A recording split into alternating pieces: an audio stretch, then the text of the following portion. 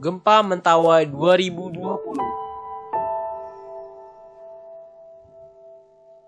Perkenalkan, nama saya Yosafat Feren akan memvideokan tentang Gempa Mentawai 2020. Berikut adalah timeline gempanya. Pada tanggal 25 Oktober 2010, United States Geological Survey atau USGS mencatat telah terjadi sebuah gempa pada pukul 21.42 waktu lokal atau 14.42 UTC sekitar 150 mil atau 240 km sebelah barat Bengkulu dekat dengan Kepulauan Mentawai. Berikut adalah gambaran pusat terjadinya gempa Mentawai.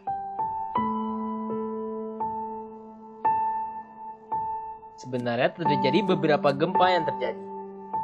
Pertama ada gempa yang pertama pada pukul 21.12 dengan magnitudonya adalah sebesar 5,0 skala Richter. Lalu terjadi pula gempa yang kedua. Gempa ini merupakan gempa yang utama atau terbesar pukul 21.42 dengan magnitudonya sebesar 7,7 skala Richter. Lalu terjadi pula gempa yang ketiga. Gempa yang ketiga ini terjadi pada pukul 22.59 dengan magnitudonya adalah sebesar 6,2 skala Richter.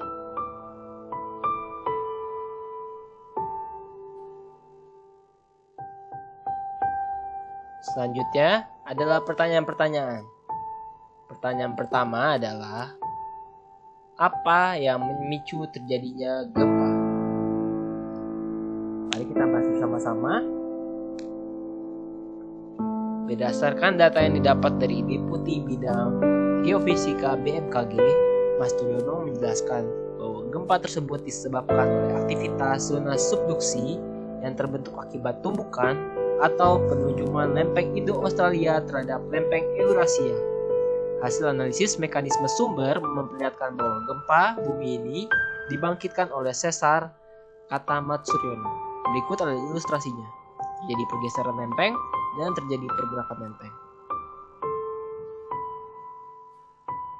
Terjadi pergeseran lempeng. Lalu kita masuk ke pertanyaan yang kedua. Pertanyaan kedua ini adalah, dampak apa saja yang dirasakan? Mari kita bahas bersama-sama. Yang pertama adalah dampak korban jiwa. Berdasarkan data yang didapat dari Badan Nasional Penanggulangan Bencana atau BNPB mengatakan bahwa gempa dan tsunami yang terjadi di Mentawai ini telah memakan lebih dari 400 korban jiwa dan mengharuskan 15.000 warga harus mengungsi. Jika kita lihat banyak sekali ya warga yang meninggal. Hal ini tidak lain disebabkan oleh terjadinya pula kejadian tsunami yang disebabkan oleh besarnya terjadinya gempa.